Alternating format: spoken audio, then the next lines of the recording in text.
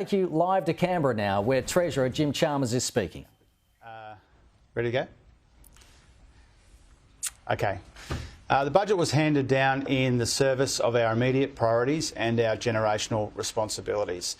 It was all about helping the most vulnerable people while also supporting Middle Australia and investing in the future of our people and growth in the economy. And what we've been able to do is to show that we can provide some cost of living relief for people without adding to inflation. And economists have pointed out in the last couple of days that they consider the steps taken in the budget to be broadly neutral when it comes to inflation. The Treasury has been incredibly clear that elements of our cost of living plan will actually take some of the edge off the inflation forecast next year, particularly our energy relief plan.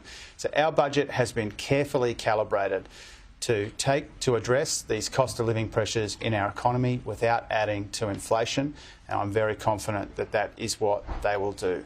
Now, this is a budget for all of Australia. It pays particular attention to the most vulnerable, but it provides substantial help right through Middle Australia, because we recognise that Australians are under the pump. Now, tonight, Peter Dutton has to put an end to this ridiculous charade from his party, which is pretending at the same time that we should both spend less and spend more in the budget. Angus Taylor says we shouldn't be providing this cost of living relief. Susan Lee says we should be providing more cost of living relief. Peter Dutton needs to put an end to this division. Now, Peter Dutton is a divisive figure, but he's not a credible figure. Peter Dutton takes his cues from Tony Abbott and Scott Morrison.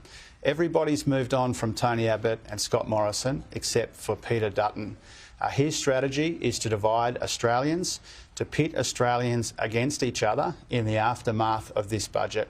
Our budget is about bringing people together, support for the vulnerable, support for Middle Australia, and key investments in opportunities and future growth in the economy. That is our priority as a government. Tonight, Peter Dutton will do the usual play the usual divisive politics in the aftermath of the budget. He will try and divide people. He will try and pit Australians against Australians, but the budget is designed to bring people together. Treasurer, we'll go Amanda, then Trudy. Your colleague... Trudy, you want to go first? She's got to go. Yeah, sorry. Trudy, you go. Sorry. Truckies are blowing up about the increase to the heavy user charge. Farmers are blowing up too about the change to the biosecurity levy. What's your response to them, and how can you be confident that this isn't going to jack up cost of living problems for Australia? Well, the road user charge was introduced by John Howard in 2006, and it's been a feature of the budget for some time. It is decided by a combination of state and territory governments, Labor and Liberal, and the federal infrastructure minister. And the choice was between a 10% increase and a 6% increase, and we went with a 6% increase. And this is the usual operation of the road user charge that John Howard introduced in 2006. When it comes to biosecurity, we need to fund the system. The worst thing that can happen for Australia's agriculture sector, which is central to our economy and to our economic prospects, is to see biosecurity outbreaks. We need to make sure that we can resource the effort that we're putting in to protect our local industry, and that's what the budget reflects.